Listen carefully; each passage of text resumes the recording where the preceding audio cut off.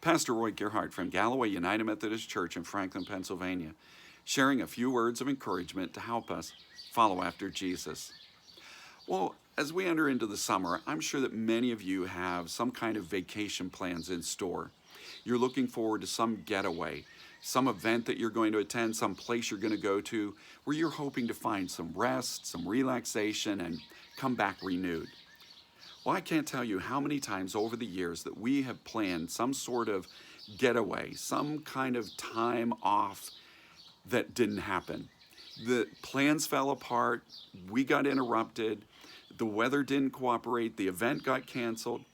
A few weeks ago, my daughter was speaking here at Galloway, and she remembered an event that happened to us when we were all together on a big family vacation and had a car breakdown. Well, this created all kinds of distress for us in that moment. Now it's one of those unforgettable events that we shared together, and we even saw the hand of God in it. But this has taught me a lesson that if I am waiting for this big event, for a chance to get away from it all, to find rest and renewal in my life, I may be waiting a long time for nothing. I may be, in fact, sadly disappointed. It's taught me that I have to find rest and renewal in the normal routines of life. I have to find ways in the everyday work schedule to find rest and renewal and to maintain myself in a way that I can keep going if I never do get that big breakaway event. That lesson has come to the surface again for me as we've been looking at Joshua leading the people of God into the promised land. There were a couple of things that God did in preparation to help them be ready for what was coming next. In the third chapter, Joshua told the people that they needed to consecrate themselves because tomorrow God's going to do amazing things in your presence.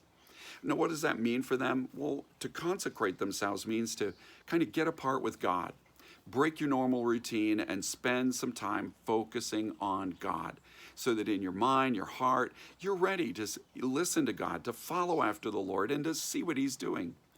In a Bible study group the other night, we all had to confess that many times in our days, we jump out of bed and dive into our day without a moment's pause of looking to God.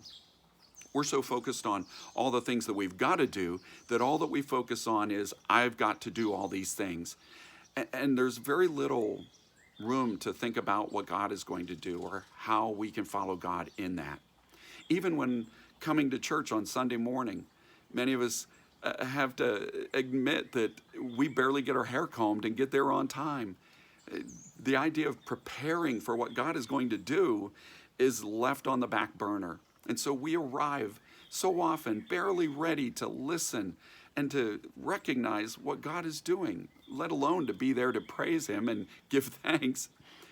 And I wonder how many things we fail to see God do in our lives just because we're not really prepared for that, not really ready to listen and to see what God is doing. This reminded me that if these people were waiting until the day before the big event to get ready for what God was going to do, they had already started too late. They were already beginning after the deadline. I mean, you can't just come up to big moments in life, especially big crises and problems, and say, well, I'll get ready now. No, this is something that has to be woven into life all the way along so that it builds a preparedness. And this took me back to the first chapter of Joshua.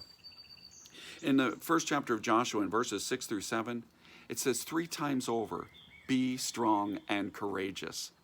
It says, be strong and courageous because I'm going to do this phenomenal thing. We're going to have this major event. You're going to go into the promised land. I'm going to fulfill my promises to you.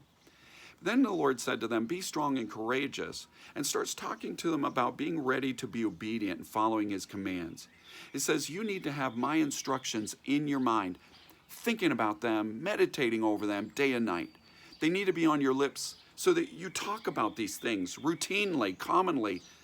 In other words, walking with God has to be so embedded into your daily life that it's part of the routine, that it's part of everything that you do. And then this way, you're finding that consecrating of your life day by day, moment by moment. Think about how your life might be different if you took that time to consecrate your life to the Lord routinely. If looking to God for His purpose and leaning on Him for renewal throughout your day was routine for you. I want to urge you to be ready for the big events by taking those steps every day in all of your events to consecrate your life to the Lord. Be ready to see what God is going to do, to hear His command and instruction. And I promise you will see God do amazing things.